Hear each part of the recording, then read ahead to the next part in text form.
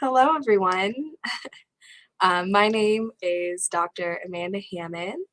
Thank you so much for joining us today for our presentation on behalf of the Georgia Poison Center. Oh, baby, household safety in the first year. As I mentioned, my name is Amanda Hammond. I wasn't sure if I was going to be able to have this video with you guys, so I included a picture just in case. I like to always know who's giving the presentations I listen to. I'm currently the Clinical Toxicology Fellow here at the Georgia Poison Center, so I am a pharmacist by training. I received further training at Grady Hospital, and now I'm here working at the wonderful Georgia Poison Center and hoping to hopefully educate everyone on how to keep our wonderful daughters and sons and nieces and nephews and grandchildren who are in their first 12 months of life a little extra safe and prevent household poisonings. A little more about what I hope to achieve today. So I hope to describe the risks that are specific to this age group so that if you are caring for a child who is 0 to 12 months, you'll know what risks they are specifically at. I'd like to discuss the most common ingestions that are specific to this age group as well. And then I'd like to review some basic home management and help guide you on when to call the Poison Center if you have any concerns. As mentioned, what we'll talk about first is what exactly are the risks to your child and how can we minimize them. For this specific age group, again, 0 to 12 months, we see that these children account for about 2.5% of all total poisonings. So that's about 25 or 2,600 children for every 100,000 poisonings, as per the report in 2019 from the American Association of Poison Control Centers. In this age group, we see that some of the risks are, for example, their exploration with non-medical substance, misunderstanding of their developmental age by parents, a misevaluation of a new environment that the child is placed in, and therapeutic error, which involves errors when we're trying to administer medicine to this age group. And I'll break each of these risks down just a little bit more. So the first risk, as mentioned, was the children's natural exploration of non-medical substances. So this includes things like cosmetics, cleaning products, and other household items such as batteries or food products that aren't intended for children. A study showed that the odds of poisoning by medical substances compared to non-medical substances actually increased with age, and that our 0 to 12-month-olds are not really often around medicine or really able to engage with medical substances the same way that older children and toddlers are. And so we really want to be particularly careful of locking our non-medicinal substances away and making sure that if we do have cleaning products that we keep around the house, we make sure that we keep them in the container that they originated in, so that everyone in our whole family, not just hopefully our babies, can be aware that they are cleaning products or cosmetics and not confuse them for other substances if they're in different containers. The second thing I mentioned was a misunderstanding of developmental progress. So studies show that supervision decisions and safety practices are often influenced by a caregiver's perception of the child's developmental level. So your understanding of your child and what they are able to do physically in terms of crawling or rolling over or beginning to grab things off of tables is really going to mean that, it's really going to be that you are the expert in your child's progress. And so we want to encourage you to know your child and understand that many children hit mile markers early, as compared to the general references we hear. So one of the things that we hear, for example, is that rolling over generally begins about 3 months, at about 3 months of age, but many child hit this mile marker early. So knowing that your child is or isn't rolling over and being acutely aware of where they are in their progress as opposed to comparing them to a general reference can really help you understand what your child may be able to get into as compared to other children.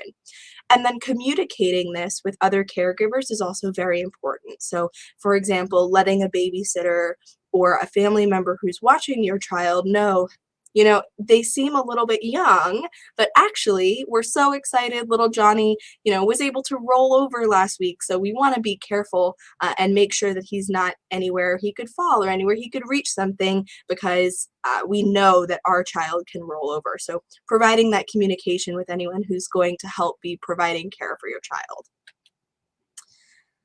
As mentioned, the last two risks for this population are new environments and therapeutic error. So this means, like mentioned, so a new environment, so taking your child to a friend or family member's home, and therapeutic error, as mentioned, is involved when we make a mistake actually giving a medication to a child on purpose. Let's say that they had a cold and received some antibiotics from their pediatrician, for example.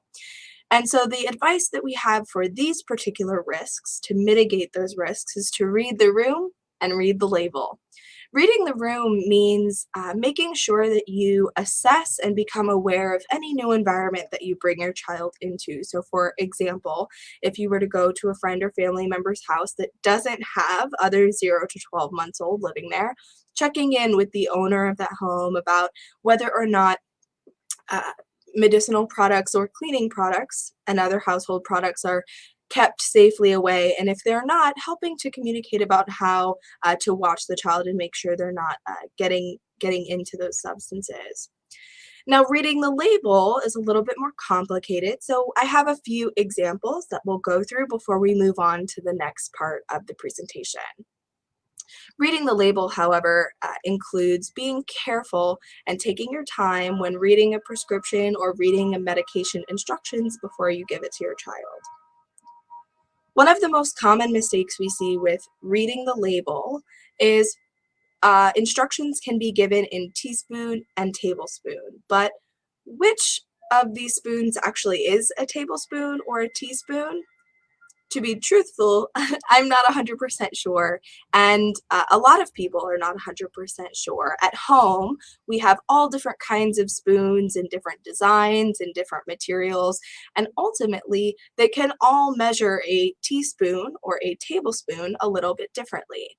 And so what we recommend is to try and remember that the abbreviation TSP is the one that stands for teaspoon, and generally that means 5 milliliters.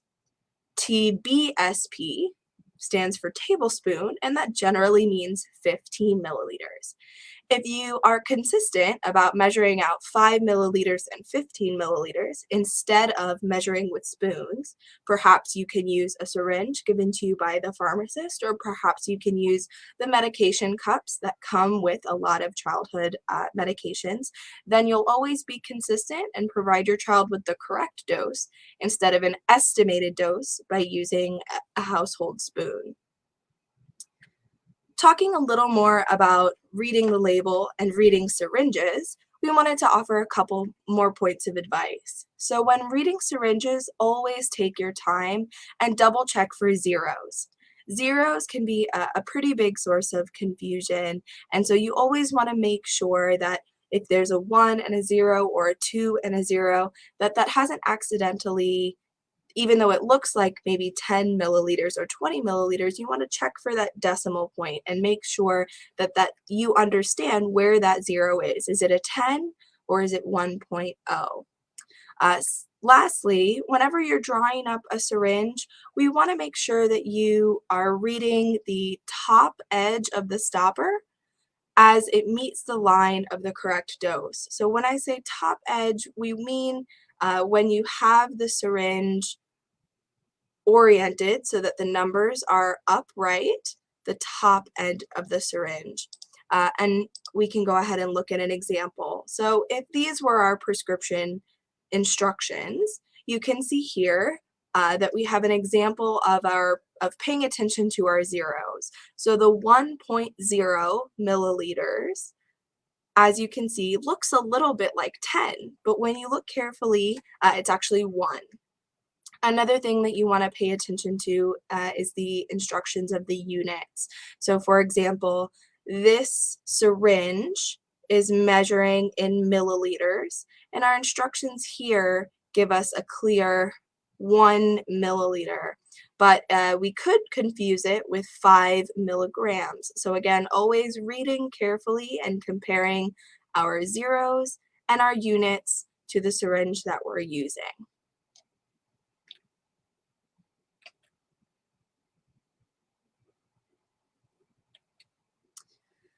Now that we've talked a little bit about the risks that are specific to this age group and some advice on how to manage those risks, I wanted to transition into discussing some of the most common ingestions that we see for children who are 0 to 12 months old.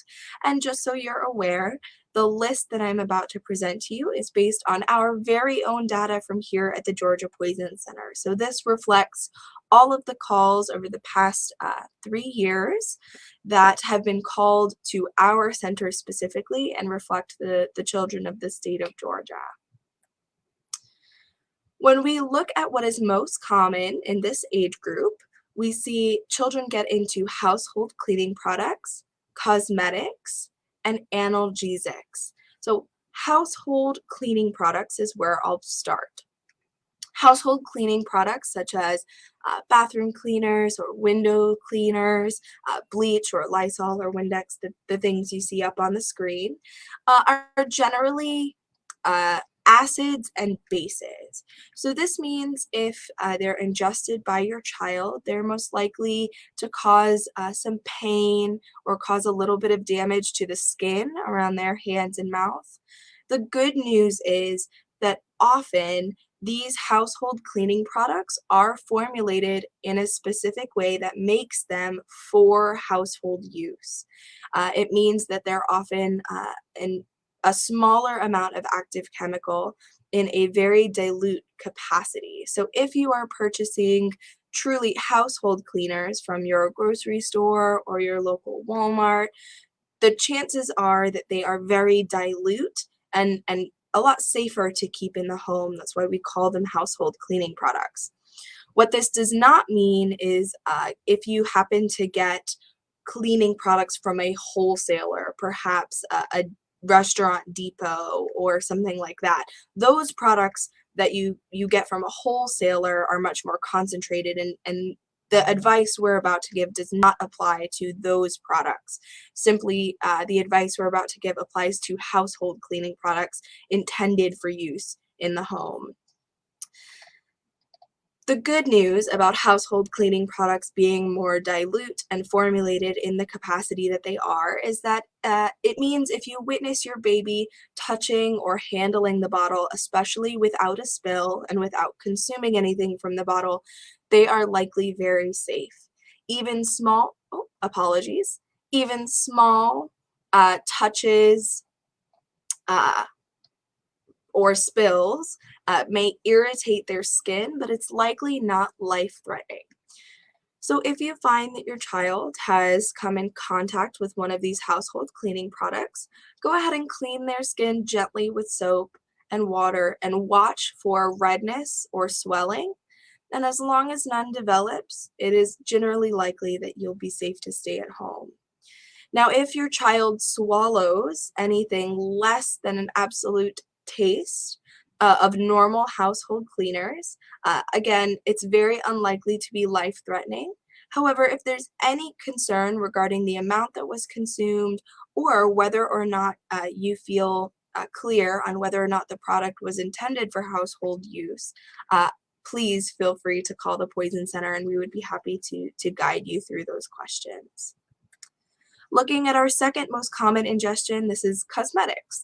So cosmetics and personal care products, as you can see on the screen, are things like shampoo, conditioner, makeup. Often they're harmless.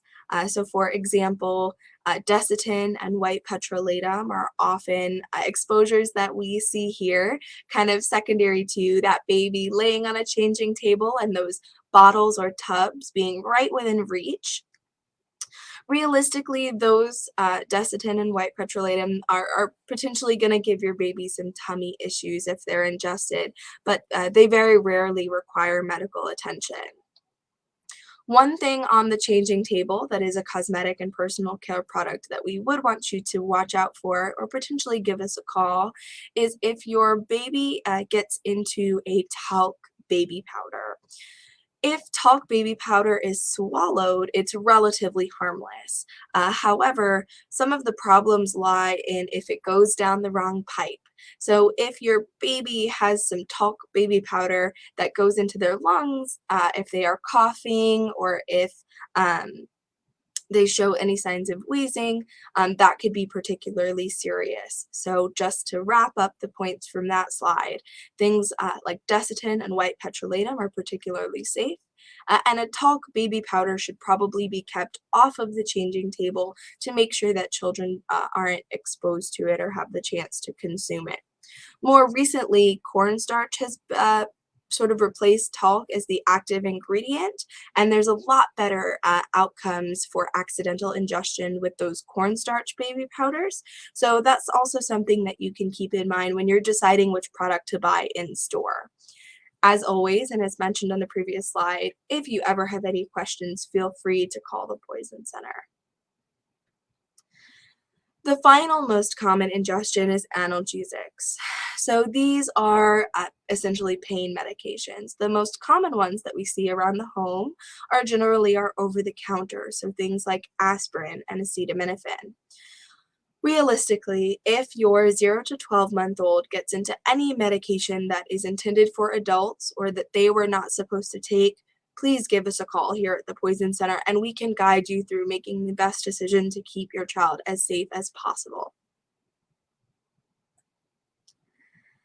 Thank you so much for participating today in this brief seminar about our children who are 0 to 12 months old. The best advice that I can give, though hopefully you enjoyed the advice given on previous slides, the best advice I can give is know our number. 1-800-222-1222.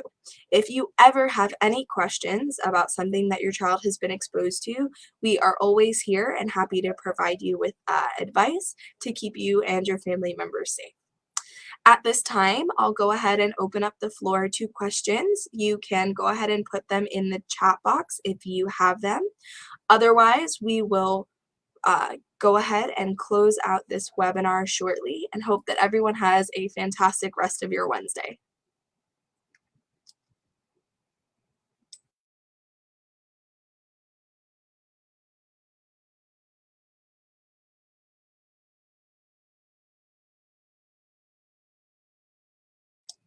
All right, seeing no questions, we will go ahead and end.